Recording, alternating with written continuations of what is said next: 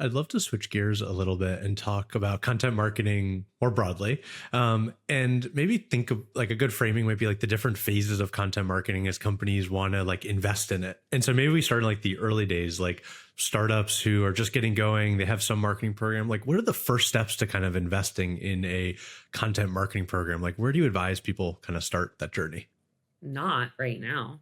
To be honest, I grew up in content marketing, but it wasn't the only discipline that I practiced. And I really don't see content as necessarily the starting point for early stage companies right now because it is a big investment. It does take time.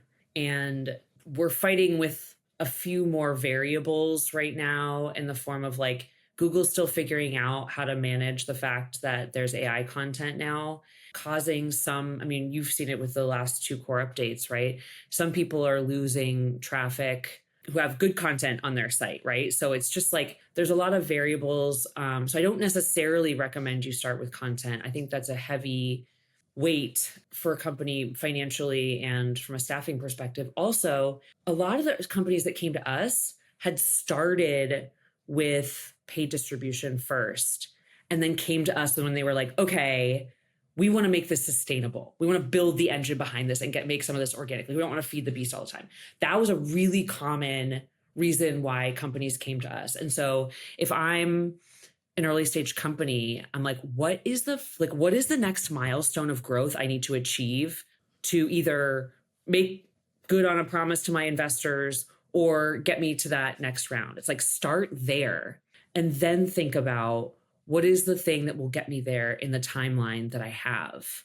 And it could be that content is part of that, but I feel like the general perception of content is that it's like a blog, social. For some reason, organic branded social is like still a thing companies are trying to do. And I'm like, where? Like Twitter, X, whatever, that's dead.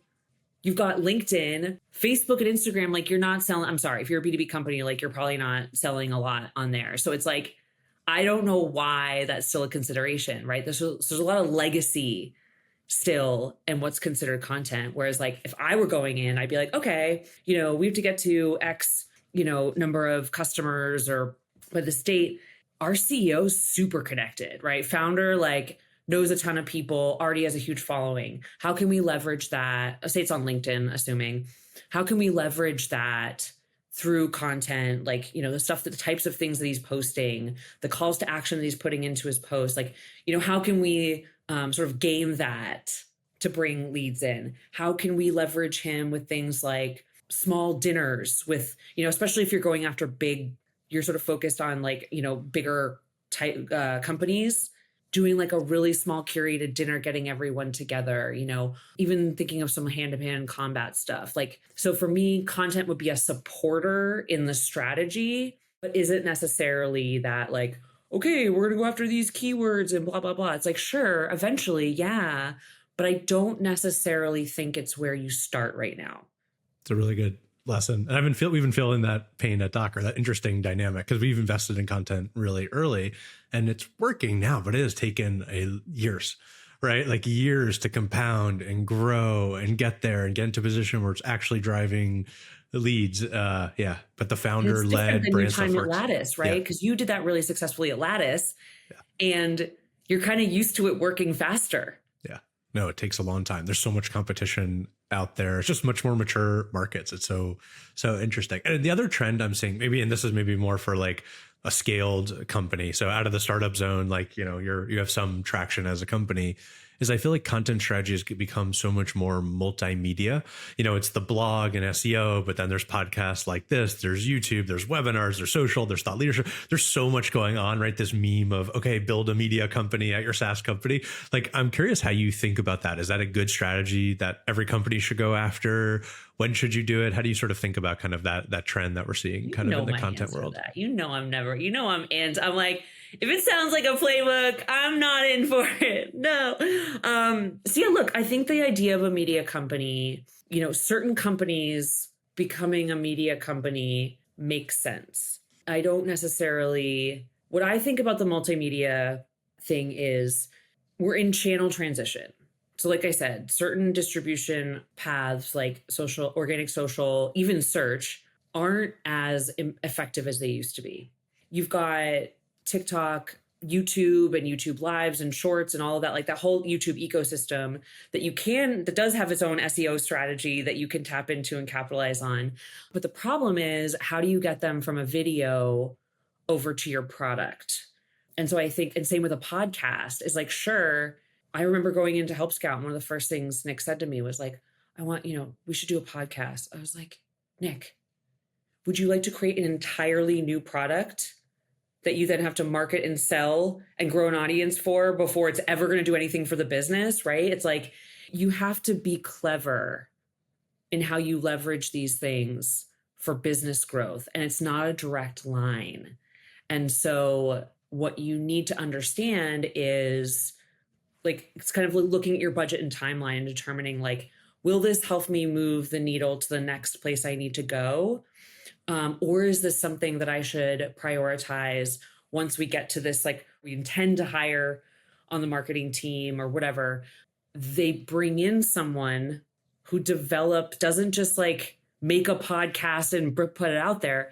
They're thinking about how to use the podcast to grow the company using whatever metric they're a part of, right? I don't necessarily know what that is exactly, because it's one step removed.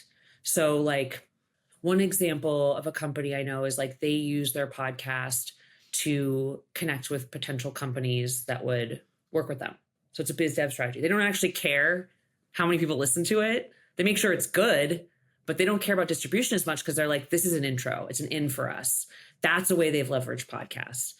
Another company might, I don't know, if they're a type of product that's a new type of product in the market, and you're really trying to get the market to understand that this is a thing, right? Then you've got the messaging aspect of it, where it's like you're hoping to change minds on a broader scale, possibly. But the reality is, content strategy has never been a playbook, and it's really not a playbook right now. And so what companies need to do is understand the breadth of channels that they have, which includes people at their company, and develop something based on their customers and where they all are and what they're doing and where they're interacting. Maybe they're on like a fucking Discord somewhere. I don't know, like, kind of like really get custom, like get the playbook out of your mind and just go look at actual human customers, see where they are in aggregate, see what team members have strong opinions or where they already have influence, and then work with media, social, your new, like whatever it is, and like as the facilitator, and just test, right? You're gonna have to. That's what we've been doing with Don't Say Content, right? It's like, we made the podcast. It was like, I felt kind of behind the times. I was like, shit, do I even know how to use YouTube anymore? How do you grow a podcast? I'd never done it before, right? And so it was a lot of like putting a lot of effort into things that I realized weren't important and I didn't need. And then honestly, to your point earlier, it was about consistency, where like after a year, less than a year, it was like around the fall, and I was like, we get nothing but positive feedback, but nobody's like, I don't see anyone sharing our podcast on LinkedIn. And it was weird. It's like, as soon as I said it, it started happening. You manifested it out into the world. I know. Yeah. But it's like, so we had to try a lot of stuff and put some energy into dead ends before we really got there. But I think the more people realize that content strategy right now doesn't look like what it used to. And thank God. Think for yourself and your resources, and try new things. Like, I think those are the people that I'm seeing actually have success.